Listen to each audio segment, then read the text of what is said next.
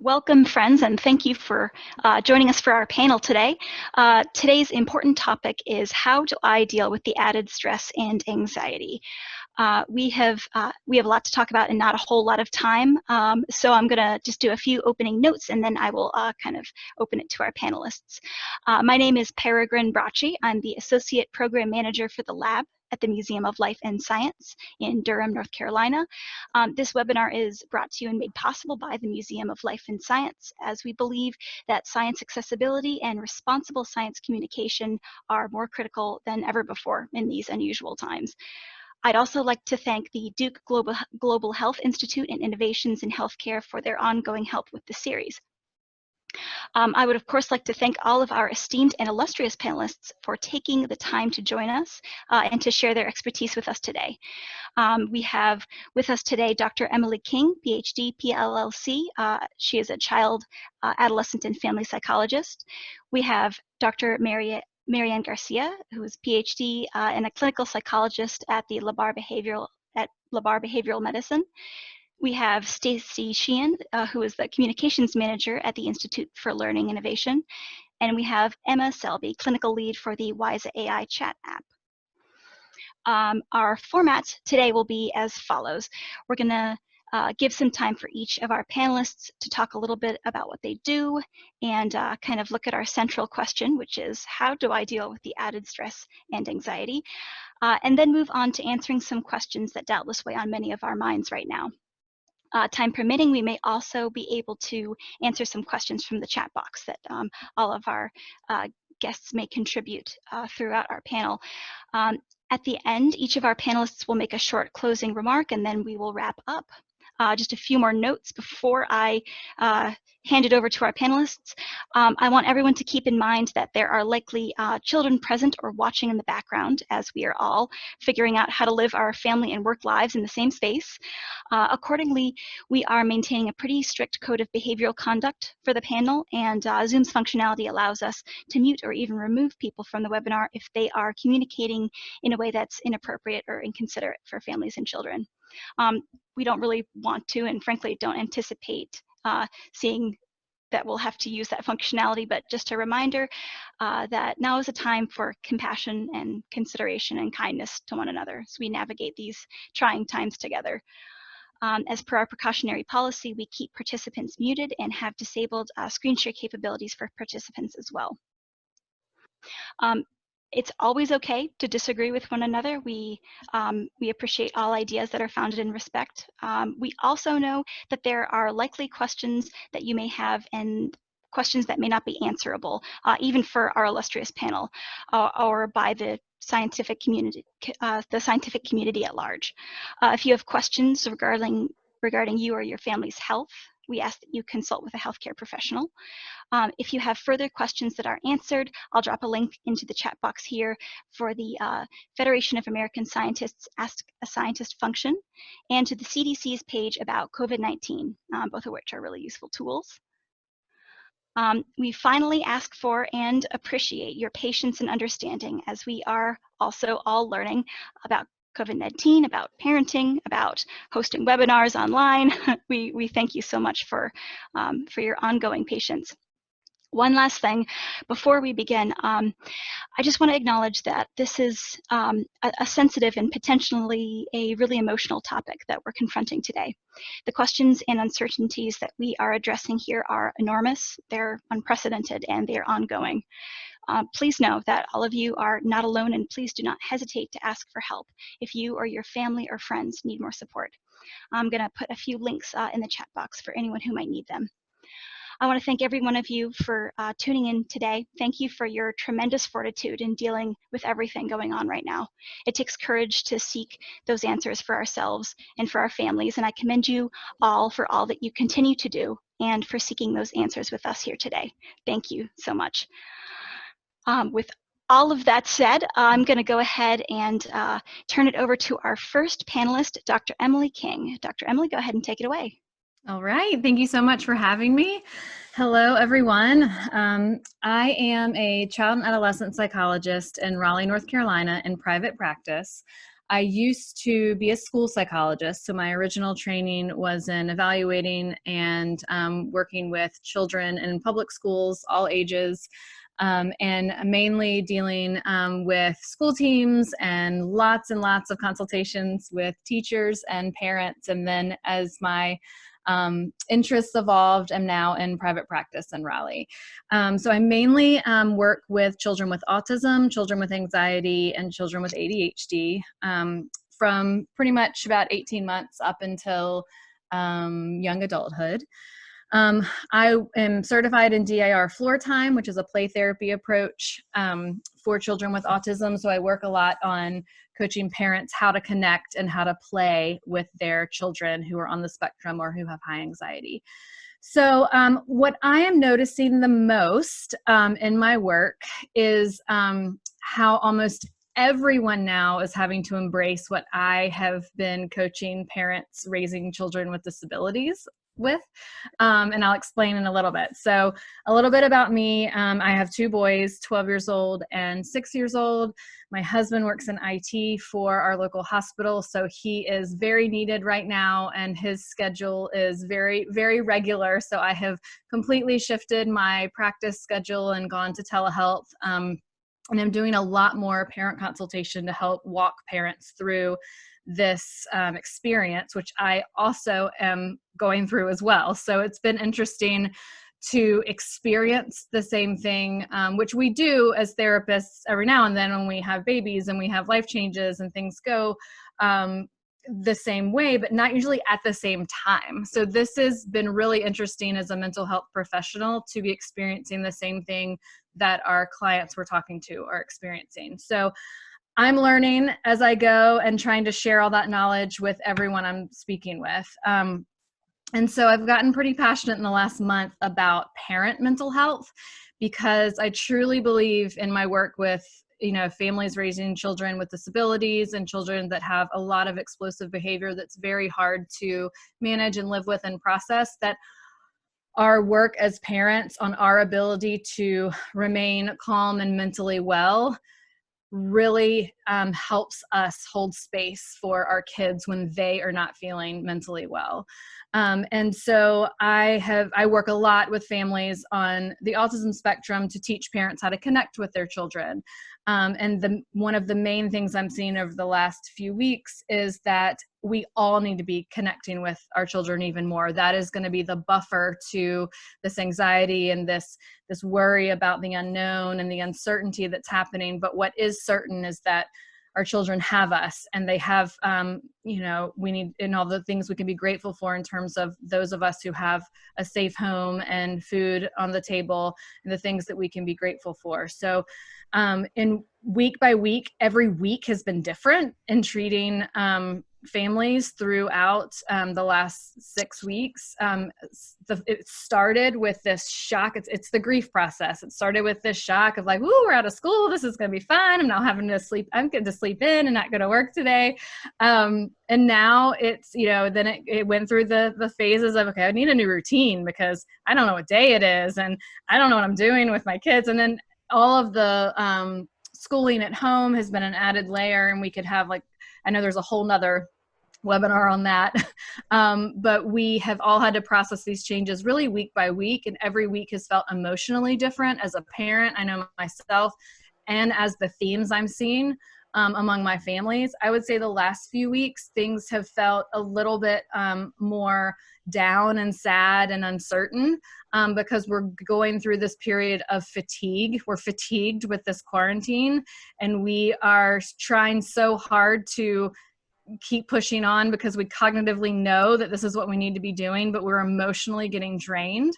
And how can we continue to, help our kids in those moments and going through a routine at home? And that's the best thing, just to keep going and keep moving forward and keep that routine as stable as possible.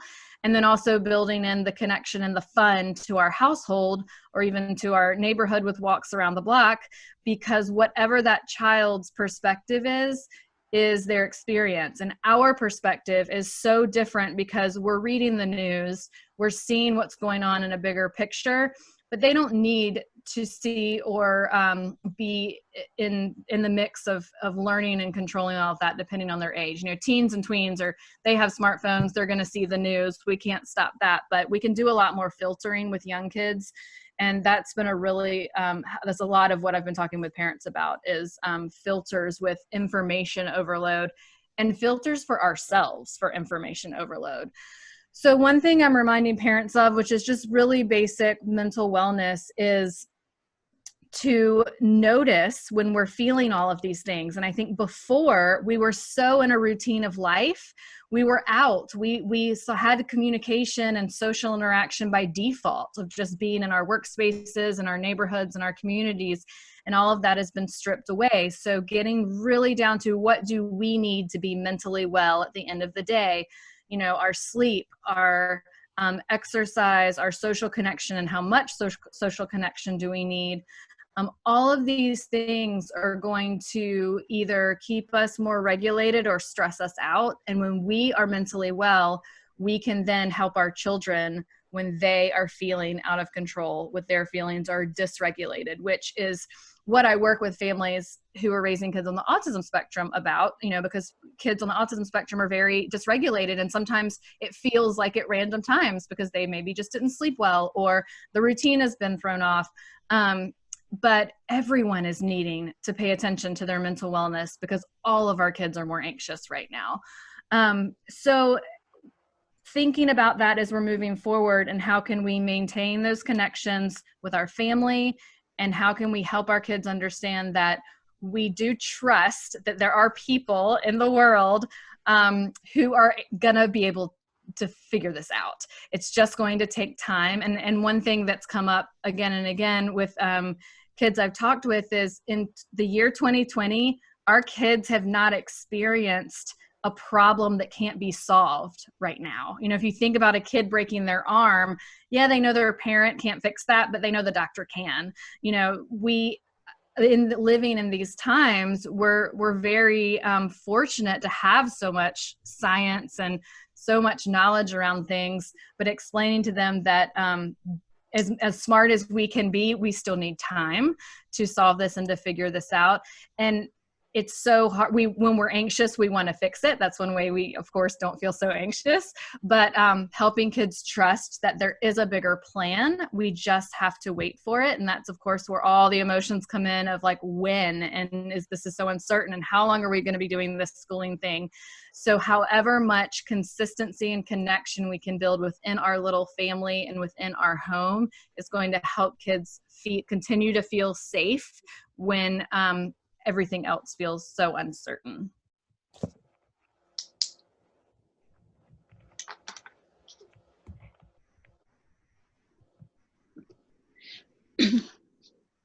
Should I jump right in then, Peregrine? Sure. I was just going to say thank you so much, Emily, and I'm going to turn it over to you, Marianne. Okay, great, thanks. I'm Dr. Marianne Garcia, and I'm a clinical psychologist in Greensboro, North Carolina, and I work with LeBaur behavioral medicine. I work with all ages across the spectrum, and I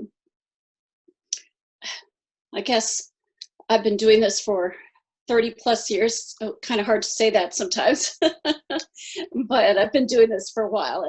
And again, this is pretty unique to all of us. But I guess more than anything, I would love for the parents who are listening to this to really trust in their own internal resources. I think sometimes when something so different happens, we think like, oh my God, I've never done this before. And so I won't be able to do this. And the truth is that, it is different and none of us have been through this before, but it's really just an extension of what you're doing now. What you're doing on an everyday basis. And you're having just to be a bit more creative. You're having to pay attention to your energy and what's going out and how to maybe manage that a little bit more mindfully, more effectively. But, life is still life. Your kids are still your kids. Your family's still your family. Your friends, your coworkers, none of that's changed. And keeping that in mind, all the things that are the same and that have always been the same for you are still the same through this pandemic. Yes, there are things that are different, but if you think about it, there are probably fewer things that are different than have been the same in your life.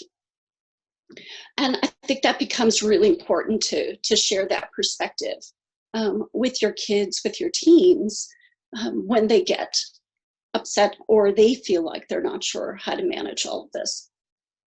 It's I think a great way to take perspective. I think it's a great way to kind of like ground ourselves in the reality of, this is still just life, and there are going to be lots of different things that we have to face over the course of our life. And just as we've handled other challenges, other crises in our life, no matter how big or how small, we're still using the same resources, our same level of, our same creativity, our same imagination. We're still going to look to our friends, our colleagues, our social supports, and even our kids, because our kids have lots of great ideas, and they're going to be there with us along the way.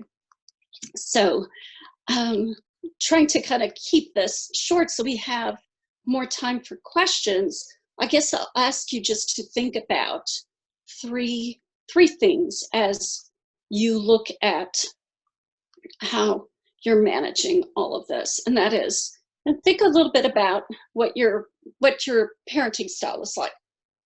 And if you tend to be a really involved, a really active parent,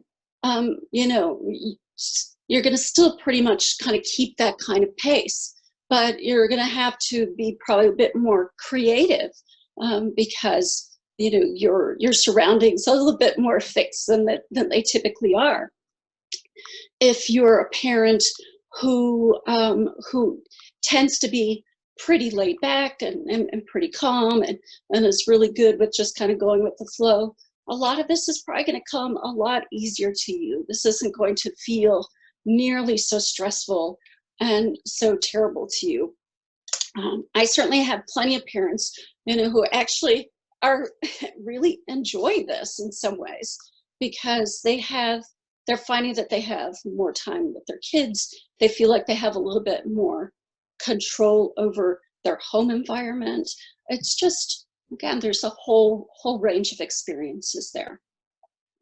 But with that in mind, I think it's very important that as the parent, as the adult in the household, that you be very mindful and aware of your own anxiety, your own emotions during this time, and understand that that it's important to first to be aware of that, because then you have the opportunity to manage that better and use your coping skills. Especially with doesn't matter the age, but your emotions can be contagious. Your younger kids, your teens, they're looking to you for cues. They're looking to you for cues to know how to react and how to respond to this. And if you are overly anxious or if you're feeling really negative and judgmental about how people are handling things, and upset about how I can't get this and I can't get that, then that's the tone and that's the attitude they're going to take with all of this. And you may feel all those things, but you might want to say those things to yourself. Lock yourself in the bathroom or the closet, whatever that is. Go close yourself in the bedroom with your spouse and do all the complaining you want. But just be careful that you don't do too much of that with the kids. There's nothing wrong, of course, with feeling all those things, because they are real emotions. Those are very real and normal reactions to all that's going on. We just need to be careful not to overwhelm our family members with that as well.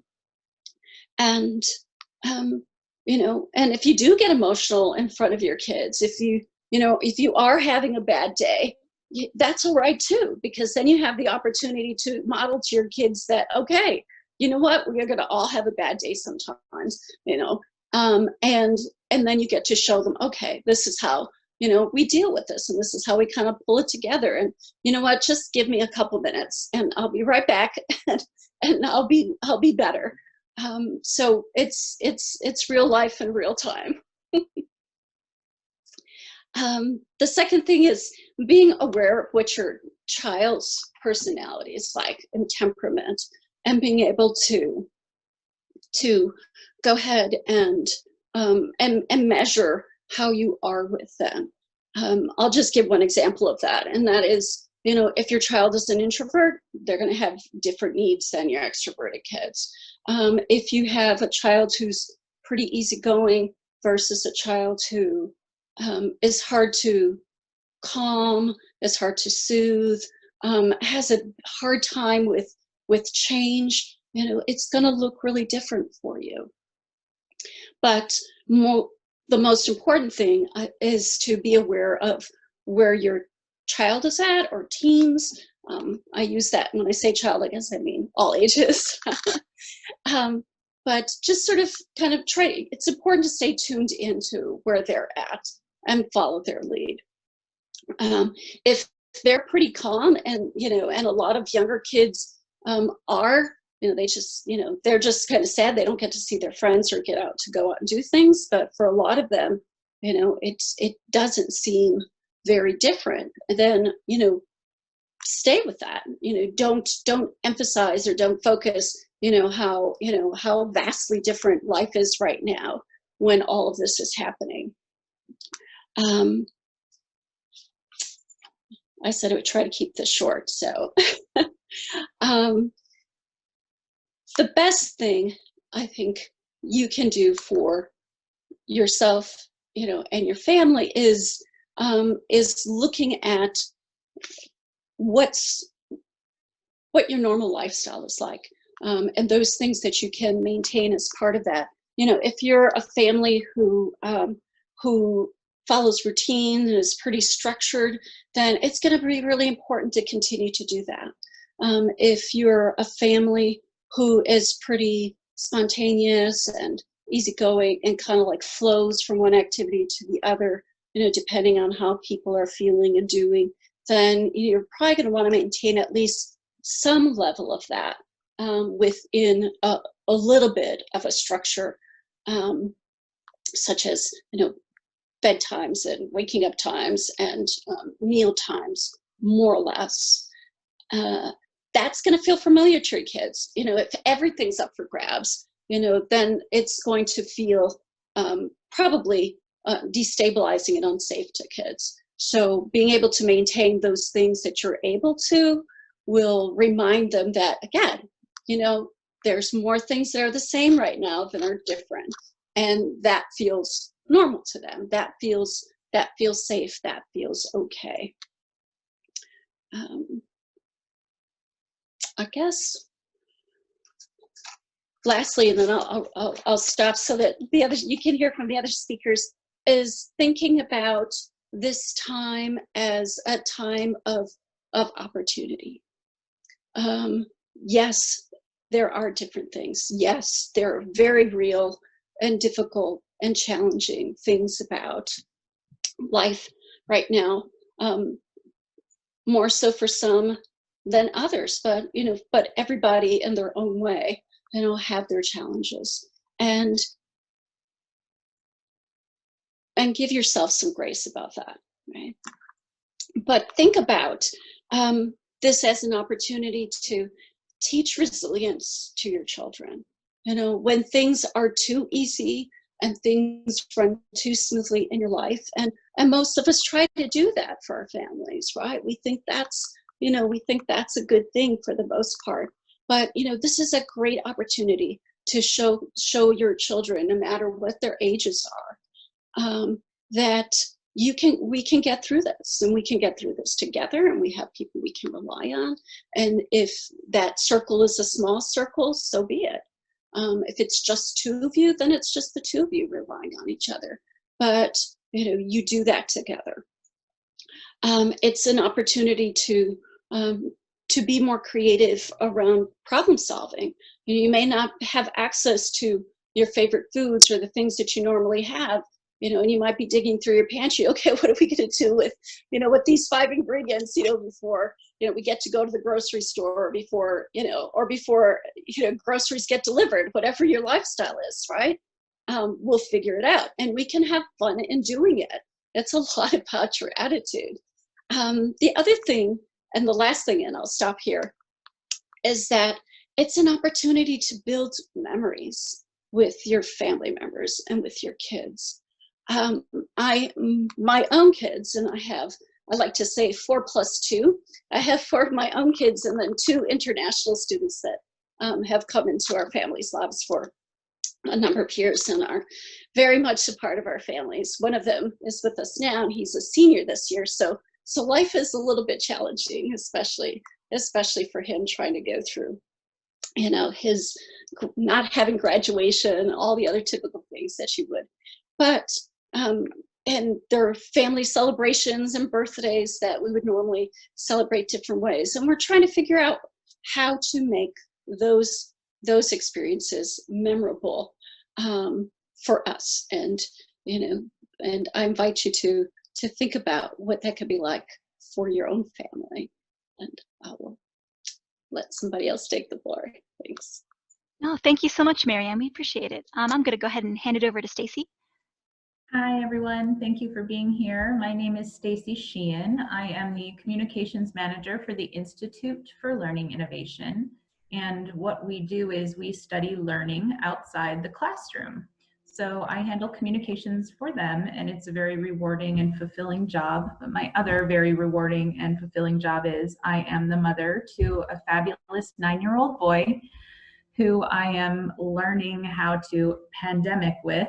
I was very surprised when I was invited to be here, because my first reaction was, why would you ask me? I'm not an expert in this.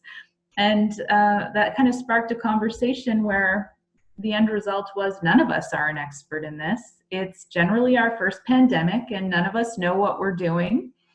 There is no manual for this. There's no best practices in the field. There's no special pandemic expert who's got this. We're all kind of just winging it. And I know for me at home, I've had so many great successes and like a million more failures. So one moment I think I've really got this. I can work full-time from home. I can handle teaching my son. My husband's thrilled to be married to me. I've got this. It's so great. We got so much exercise today. I made homemade muffins.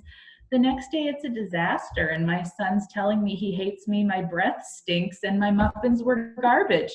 So you just don't know what you're going to get, honestly. And I think one of the things that we're learning at home is forgiveness, tolerance, and understanding on a whole new level.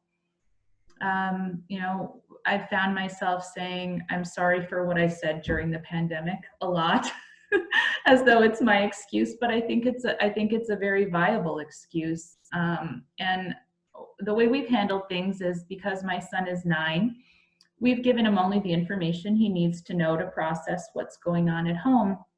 He's aware that there is this virus going around that is generally more dangerous to the elderly population, and that we are staying home for our own protection and for the protection of those who may have health issues. And he's generally been pretty comfortable with that. Right before this call, actually, I got word, I'm in New York, and we received word that schools are finally officially closed for the rest of the year. And I had a little cry for a second, and I don't know why, because I knew it was coming, and it really was a good decision, a smart decision for us and our community. And I still felt very sad about that. So I tried to summon up the courage to go speak to my son and say, hey, buddy, I have something to tell you. School's out for the year. So I reluctantly opened the door, pulled him off the Minecraft where he's been spending far too much time on his tablet, and I broke the news to him. And his reaction was, yes, that's it. And I said, yes. And he said, yeah. He's like, Mom, why do you look so sad? And I said, well, I thought you would be sad. And he said, why would I be sad? It's like, the world isn't canceled. I'm just not going to school for a few weeks. And he looked at me and said, you adults worry too much. That's great. And, yeah. So it was one of many moments we've had throughout this where I'm learning. I have to check myself. Are my feelings going to be his feelings? No, they're not. We're going to look at things differently. And I think there's a few things that I've found myself doing, admittedly, as a mom, and some of them aren't really healthy habits. And so I would like to take a minute just to let you know what I've learned not to do so far. I don't know, some of these may apply more to people who have children at home, others are useful regardless, but I've learned the worst thing I can do is compare myself to other people. Comparing myself to other moms, being on social media and seeing that they taught their child fractions in 10 minutes and they have a full healthy head of hair and makeup and I have not showered in 2 days at that time, comparing is a really bad idea because we're only seeing the highlight reels of people and their best moments on social media. We're not seeing, what's really going on. So I think you have to give yourself a little grace. You have to give yourself a little room to be imperfect or to not be all things for all people all the time. I think we have to check our worrying at the door because I think our kids see us worrying and they're not worried until they see we are. And that's when they realize we have something to be concerned about. And then I think that's an anxiety that I'm trying not to allow to spill over into his world as much as it feels heavy in mine. Another thing that I've decided I'm going to stop doing is feeling guilty. I'm not going to feel guilty if I have to say, no, I'm sorry, I don't want to volunteer for this project at work. And no, my plate's full enough. I don't think I'm going to take that on. I'm not going to feel guilty when my son asked me to play Beyblades and we've already spent 20 hours this week letting her rip in the basement with these toys. I'm going to just say, you know what, not right now, but I promise I will tomorrow. I'm going to take some time for myself. And I'm going to do that because I think mirroring for him that it's okay to take care of yourself. You don't have to always work yourself into your last moments of life. You don't have to give away your last breath for other people. It's okay to say, I need to take care of myself right now. I'm thinking all the time about that whole oxygen mask thing when you're on an airplane and they say you have to secure yourself before anyone else. And, I've always, every time I fly, I hear that and think, whoever invented this obviously isn't a parent. Because you never go, oh yeah, I got to take care of me and then I'll get around to them later. We're not wired like that. But there is a lot of truth in the fact that if we don't secure ourselves, we're not going to be able to be what they need. We're not going to be able to go that extra mile for them. So I'm going to stop ignoring the things that I need to feel healthy, whether that's a very long shower, whether that's calling my mom and talking on the phone and just laughing about things that happened years ago, whether that's a glass of wine and a book, a long bubble bath, whatever, a walk by myself. It's okay to not take your kids with you. It's okay to say, Mom's going for this walk by herself. I'll be home in 20, 25 minutes. So for me, it's learning not to ignore what I need to. It's being able to say no. And one of the things that both Dr. Garcia and Dr. King mentioned were being aware of falling into a bad place or potential triggers for you or paying attention to how you're feeling in those moments. And that's really something I'm not wired to do. I'm kind of the people pleaser, put myself on the back burner typically. But I'm trying to pay more attention to how I feel because it's an opportunity change the feelings for the whole day. I know for me, when too much information coming at me, I'm watching the news, I'm seeing things like death toll, food scarcity. These are very important, very scary, very upsetting things. But when I'm doing that in conjunction with having 2 laptops going and a phone next to me, and responding to a text message and answering my son's question and trying to say what to my husband when he's hollering something up the stairs, I find myself feeling heavy, overwhelmed, and I've had to pay attention to what's going on around me when I have this terrible feeling. And generally I've come to learn that it's when I'm feeling overwhelmed, when my senses are being bombarded by too many things at once. And I've kind of found a way that works for me to deal with that when that happens. Sometimes I will step outside. For some reason, being outside just makes me feel better. Even if I'm just on the front porch or something, I'll step outside, I'll take a couple deep breaths, and I'll connect to the world around me outside. I'll think of a couple, 2 things I can smell, 2 things I can hear. I try to be really aware of my physical surroundings, and by focusing on those things, what I smell, what I hear, what I see, it kind of shuts down the crazy thoughts that are building up and that feeling of anxiety and overwhelm that I'm having, and it just kind of brings me back to center. And that's something that, it doesn't work every time, but more often than not, it does. And, I guess I'm just trying to figure this out too, but I will say that I have a lot of great friends who have children of various ages and different situations at home. And what's working for me isn't going to work for everybody else. I have a wonderful friend who has 4 children at home, all between the ages of preschool and 3rd grade, who's executing learning curriculums online for all children and Zoom calls and all these other things, with her husband who's sequestered in the basement doing his full-time job. And she says to me, "Stacey, I don't know how you do it." And I'm thinking, me? I don't know how you do it. You have 4 children. I can barely do it with 1. And she says, "Yeah, but you're working full-time. I'm not working. I only have the children." And it's just that sense of understanding everybody's situation's different.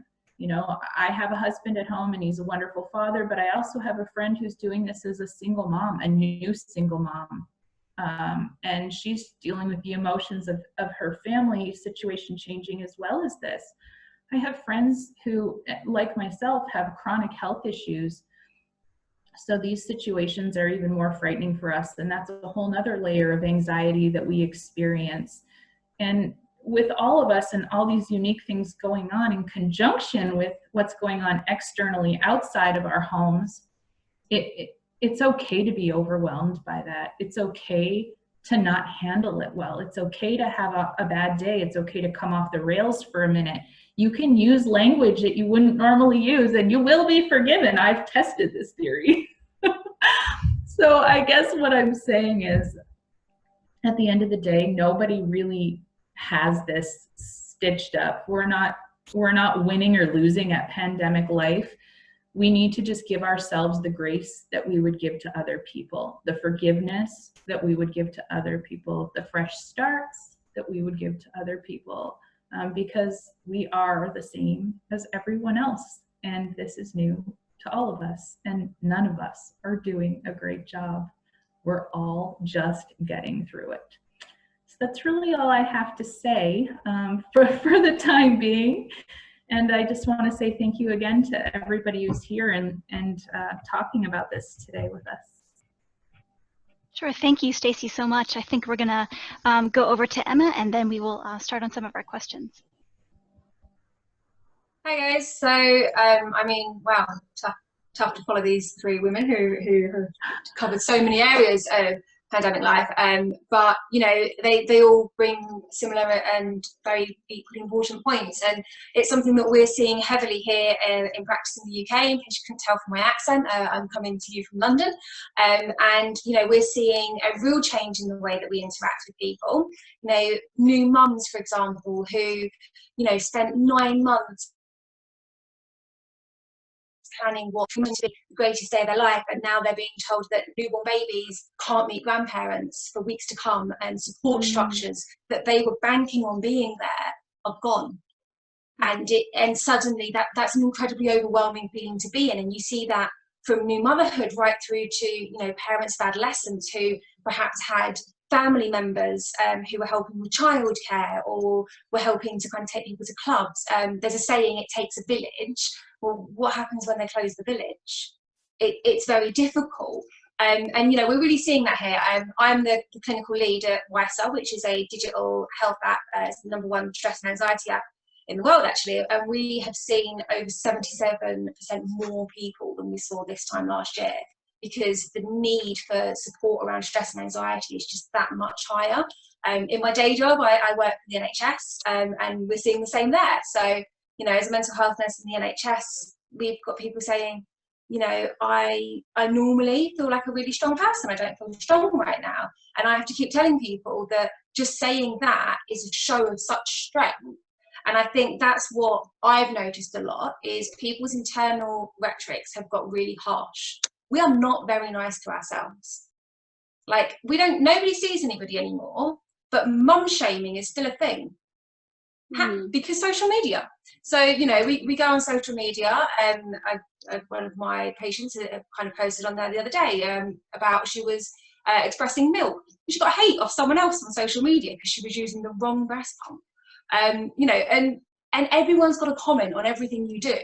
Equally, you know, if you look at social media, you'll believe that everybody's going to leave isolation, domestic goddesses with six-packs. I'm not leaving isolation with a six-pack unless you count beer that I might not have drunk.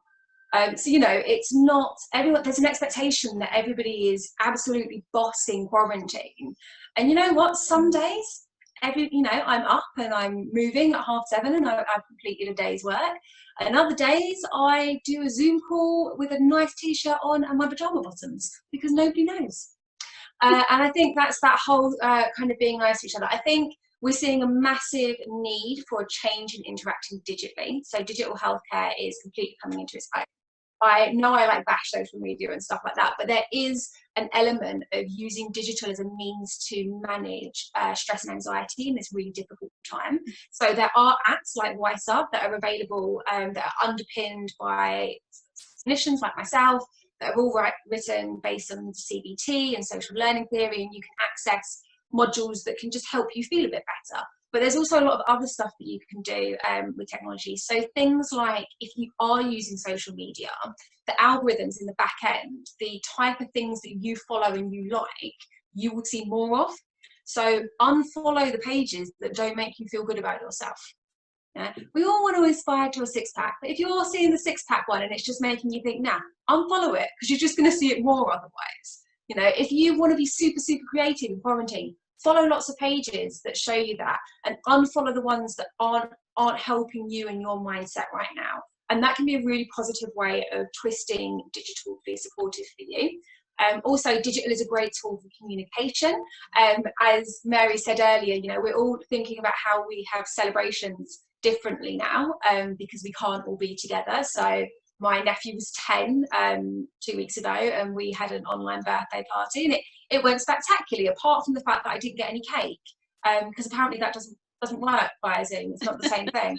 I was disappointed by that, but I've learned that the next online celebration we have, I'm going to buy my own cake and just have it here on the side. So it's a learning curve. We're constantly learning. So embracing digital is one of my top tips for looking after stress and anxiety. Embracing it in a safe way, unfollowing things that don't feel safe for you, and limiting your exposure to news, and being sure where you're getting your news from. So ironically enough, social media lies apparently. There's a lot of fake news there. You can, however, get your news from realistic sources and sources that are backed up. My other kind of quick, because I know we've got other questions, so my other kind of quick tips for how I recommend looking after yourself and your stress and anxiety during isolation, and equally modelling that to your children. So these are tips that you can do with the children that are really kind of helpful. One is keeping a routine. So trying to get up roughly the same sort of time every day. Otherwise, we quickly find we stay awake till 1 in the morning. So kind of getting up, trying to change clothes, even if it's like day pajamas to night pajamas, changing the outfit helps. So just keeping that gradual routine. Exercise. So exercise is absolutely key during these times. The more we can get natural sunlight, the more our body produces endorphins that make us feel happier and perkier. So going and getting some regular exercise, be that going for a walk, be that doing some yoga together, being more aware of the digital resources is a key one, but also thinking about taking a break from digital. So lots of us are suddenly working at computers. I've had lots of people kind of saying they're getting more aches and pains. I'm saying, yes, but how long have you been bent over a keyboard? So being English, have a cup of tea. Stop for a cup of tea. We do like that. But it's something that I highly recommend to everybody. Get in the habit of stopping for a drink and spending that little bit of time with your family, maybe while you're stopping for a drink. And the last one, and this is something that I've been challenging all my patients to do for the last kind of 3 or 4 weeks. We've been in lockdown, and it's a challenge we've kind of put out through Wysa as well, is a praise jar. So one of the things, as I said, is our internal rhetorics have all got a bit mean. Voice inside our head is harsher to us than it would be to anybody else. So as a family, a really lovely activity you can do at the end of each day is take a moment to take it in turns to praise yourself for something that you did really well today. And it has to be honest praise. It can't be a backwards compliment, like I eventually got out of bed at lunchtime and ate chocolate. It has to be a praise. It has to be, I did really well today. I got up and I had a shower and I felt really good. And then what you can do is you can write all those little praises down at the end of each day, pop them in a jar, and at the end of isolation, you can go through and you can read about all the wins that you and your family had, from the little things to the big things during your time in lockdown. Back over to you.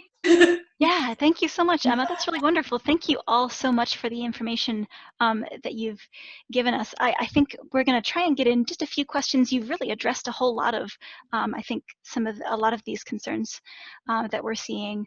I guess a question I might volley over to you kind of goes along with balancing mental health and staying informed. What would you say to someone who's worried and stressing about stressing their kids out more than they already are with bad and scary news? What can children handle, and how can we keep their minds safe in the midst of such bad news? So one of the things we've learned here, and a rule that we've put in, is that we made it really clear to grandparents they're not allowed to talk about news. Because one of the things we found is that perhaps people communicating from outside of parents to children maybe weren't as censored in some of the conversations they were having, or maybe kind of weren't aware when there would be children in the background and they were having conversations. So talking to networks that are calling into the home and saying, guys, there's going to be little ears around and this is how we're approaching managing news is really important, and having sort of an agreement of what level of news we do take on board and how to tell the difference, particularly with teenagers who have access to their own technology, how to tell the difference between reliable news sources online and news sources that may be trying to either cause, emotional uproar, get an emotional difference. What we're seeing is a lot of news stories that are designed specifically to make sales, helping teenagers to understand digital literacy and how to do things. I would also just add that young children and up through kind of the tween age, they are curious and they will ask what they're curious about. And so we don't need to feel like we need to, report to them about what's going on in the world. They're experiencing this from their perspective, their little bubble at home. If they hear something that they're curious about, they'll ask. I think it's important that we just follow their questions and give general factual information until their questions stop, until we've satisfied their curiosity. If we go overboard and give too much information, we run the risk of planting worries and telling them about something they had no idea was even a risk or a worry. I hadn't even thought of it yet. So just following the questions can be helpful. And then also thinking through how we're getting all of the information. I know a lot of people feel if they read the information, it feels less intense than if they're watching news media on video. And so thinking about those things, and of course, if it's out loud in the house, we want to minimize that. And so a lot of parents are reading news now, but helping our kids just receive the information that they're curious about can be really helpful. I think it's also okay to ask them about, so what have they seen lately? Or, what are they thinking about lately in terms of, any current news or things that they've been sort of like exposed to, just to be able to check in to make sure if they have questions, certainly, but also if they're, if they've got any misconceptions about what's going on, so that you have an opportunity to clarify, what information that they're basing, that they're thinking is true, is real. And to add to that, I think it can be helpful to say, instead of leading with, do you have any worries? Are you worried about anything? Because they may not be worried. So Exactly. I can see some kids saying, should I be worried? I'm just not in school and this is kind of fun. I'm playing Minecraft. So Yeah. just kind of leading with general words of, are you curious about anything? Does something not make sense to you? Do you have any questions about what we're doing in this pandemic right now? Can be helpful. Yes. Speaking of school, as we all have, what do you say to those who are worried about their child's educational future? How do we keep our children from falling behind? There is something that I hope that might bring a little bit of comfort to parents. One of the things that my organization has done for 30 years is study learning, the learning in particular that happens outside of classrooms. And you might be surprised to know that over our entire lifetimes, only 5% of the learning that we do in our lifetimes actually occurs inside a school setting. 5%. So if you think about that, that's amazing. We don't cease to learn once we graduate from school, or we don't cease to learn on Saturdays or Sundays or after 3 p.m. during the week. We continue learning, and we will continue learning through this time as well. And I think it's natural to have a lot of concerns. What does this mean for my child when school resumes? Will they be able to keep up? I don't want them to fall behind. And I'd like also to offer the fact that summer regression is always a concern for people. They say, well, oh, what if we don't do this every night over the summer? They won't remember how to read. Actually, the director of my organization is a man called Dr. John Falk, and he is incredibly knowledgeable on this. And it brought me so much comfort when he said to me, Stacey, regression over the summer is a myth. It's simply a myth. He said, as long as you're talking with your children, you're doing activities with your children, and it doesn't even matter so much what those activities are. Maybe you're building something out in the backyard, or you're going down a nature trail and looking at some bird eggs or weird plant life and talking about that. There's so many opportunities for them to learn just from spending time with us. And I'm not saying that you shouldn't make an attempt to do things like reading and math and incorporate those things into your daily life as you can. But what I am saying is this amount of time, it's but just a tiny little snippet of our overall lives, and this is not going to ruin our children's education. They are still going to go on to be great human beings who develop interests. And I'd even argue that this might be a wonderful opportunity for them to develop what those interests might be.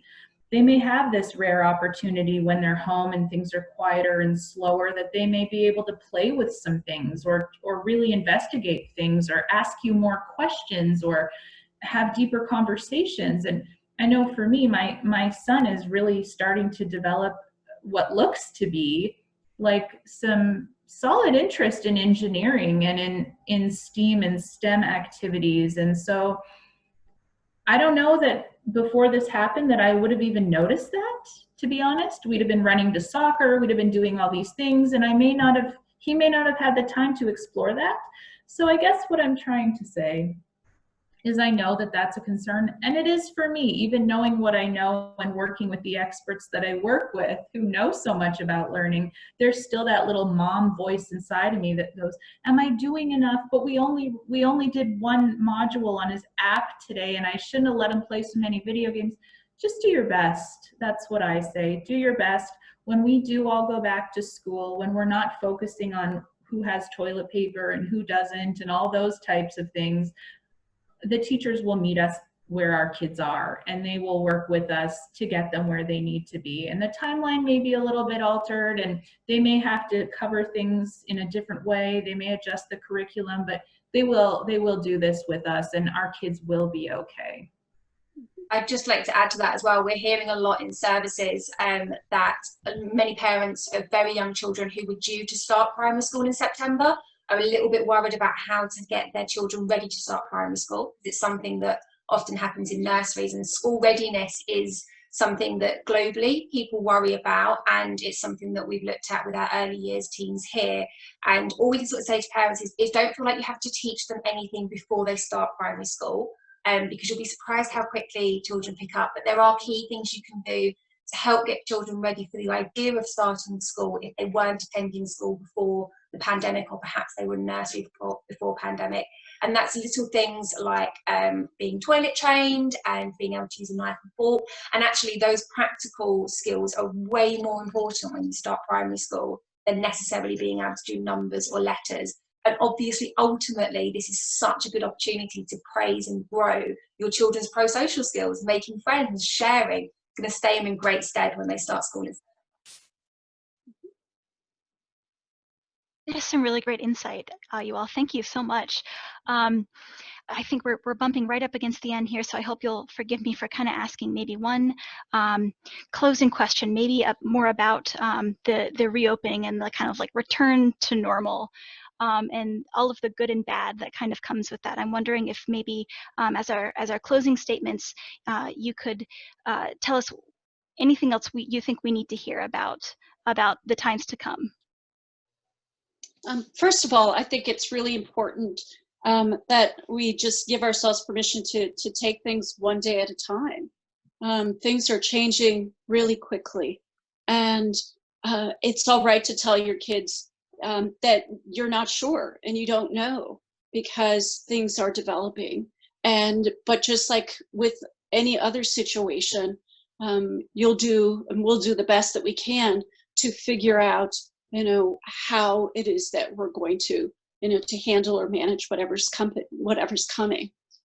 I think it's also important just, to, as a family, you know what your values are, what your rules are. Again, that's one of those things that remains the same, that doesn't really change.